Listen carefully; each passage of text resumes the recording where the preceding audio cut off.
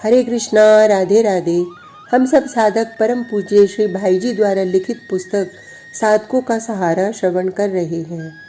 आज का प्रसंग श्री राम की पुनः लंका यात्रा और सेतु भंग। एक समय भगवान श्री राम को राक्षस राज विभीषण का स्मरण हो आया। उन्होंने सोचा कि विभीषण धर्म पूर्वक शासन कर रहा है कि नहीं। देव विरोधी व्यवहार ही राजा के विनाश का सूत्र है।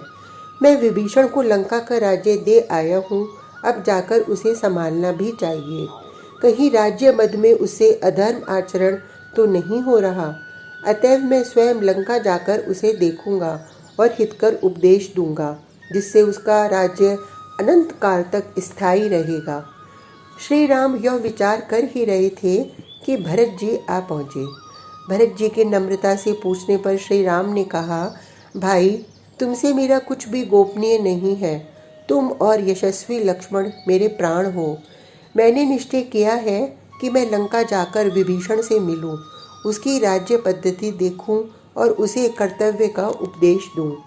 भरत ने कभी लंका नहीं देखी थी, इससे उन्होंने भी साथ चलने की इच्छा प्रकट की। श्री राम ने स्वीकार कर लिया और लक्ष्मण को सारा राज्य भार सौंपकर दोनों भाई पुष्पक विमान पर चढ़कर लंका के लिए विदा हुए। पहले भरत के दोनों पुत्रों की राजधानी में जाकर उनसे मिले और उनके कार्य का निरीक्षण किया। तदंतर लक्ष्मण के पुत्रों की राजधानी में गए और वहां 6 दिन ठहर कर सब कुछ देखा भाला। इसके बाद भरद्वाज और अत्रि के आश्रमों को गए। फिर आगे चलकर श्री राम ने चलते हुए विमान पर से वे सब स्थान दिखलाए जहाँ श्री सीता जी का हरण हुआ था, जटायु की मृत्यु हुई थी, कबंध को मारा था और बाली का वध किया था। तत्पश्चात किष्किंधापुरी में जाकर राजा सुग्रीव से मिले। सुग्रीव ने राजघराने के सब स्त्री पुरुषों, नगरों के समस्त नर नारियों समेत श्री राम और भरत का बड़ा भारी स्वागत किया। फिर सुग्रीव को साथ लेकर विमान पर से भरत को विभिन्न स्थान दिखलाते और उनकी कथा सुनाते हुए लंका में जा पहुँचे। विभीषण को दूतों ने यह शुभ समाचार सुनाया। श्री राम ने लंका पधारने का संवाद सुनकर विभीषण को बड़ी प्रसन्नता हुई। सारा नगर बात की बात में सजाया गया और अपने मंत्रियों को साथ लेकर विभीषण अगवानी के लिए चले। सुमेरु स्थित सूर्य की भांति विमानस्थ श्री राम को देखकर साष्टांग प्रणाम पूर्वक विभीषण ने कहा, हे प्रभु, आज मेरा जन्म सफल हो गया। आज मेरे सारे मनोरथ सिद्ध हो गए, क्योंकि आज मैं जगद्वंद अनिद्य आप दोनों स्वामियों के चरण दर्शन कर रहा हूँ। आज स्वर्गवासी देवगण भी मेरे भाग्य की श्लाघा कर रहे हैं। मैं आज अपने को त्रिदशपति इंद्र की अपेक्षा भी श्रेष्ठ समझ रहा हूँ। सर्वरथ सुशोभित उज्ज्वल भवन में महोत्तम सिंहासन पर श्री राम विराजे। विभीषण अर्घ्य देकर हाथ जोड़ भरत और सुग्रीव की स्तुति करने लगे। लंका निवासी प्रजा की राम दर्शनार्थ भीड़ लग गई। प्रजा ने विभीषण को कहलाया, प्रभु, हमको उस अनोखी रूप माधुरी को देखे बहुत दिन हो गए। युद्ध के समय हम सब भी नहीं देख पाए थे। आज हम दीनों पर दया कर हमारा हित करने के लिए करुणा में हमारे घर पधारे हैं। अतएव शीघ्र ही हम लोगों को उनके दर्शन कराइए। विभीषण ने श्री राम से पूछा और दया में की आज्ञा पाकर प्रजा के लिए द्वार खोल दिए। लंका के नर नारी श्री राम भरत की झांकी देखकर पवित्र और मुग्ध हो गए। यों 3 दिन बीत गए। चौथे दिन रावण की माता कैकसी ने विभीषण को बुलाकर कहा, बेटा, मैं भी श्री राम के दर्शन करूंगी। उनके दर्शन से महामुनिगण भी महापुण्य के भागी होते हैं। श्री राम साक्षात सनातन विष्णु हैं। वे ही यहाँ 4 रूपों में अवतीर्ण हैं। सीता जी स्वयं लक्ष्मी हैं। तेरे भाई रावण ने यह रहस्य नहीं जाना। तेरे पिताजी ने कहा था कि रावण को मारने के लिए भगवान विष्णु रघुवंश में दशरथ के यहाँ प्रादुर्भूत होंगे।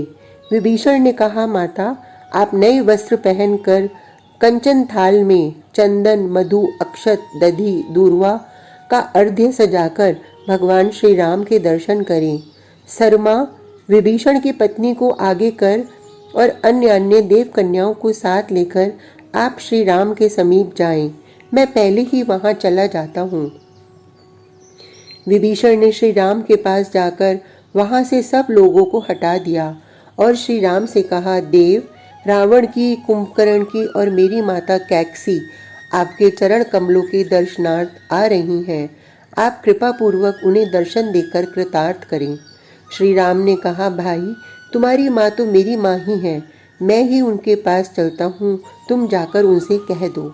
इतना कहकर विभु श्री राम उठकर चले और कैकसी को देखकर मस्तक से उन्हें प्रणाम किया और बोले, आप मेरी धर्म माता हैं, मैं आपको प्रणाम करता हूँ। अनेक पुण्य और महान तप के प्रभाव से ही मनुष्य को आपके चरण दर्शन का सौभाग्य मिलता है। आज मुझे आपके दर्शन से बड़ी प्रसन्नता हुई। जैसे श्री कौशल्या जी हैं वैसे ही मेरे लिए आप हैं।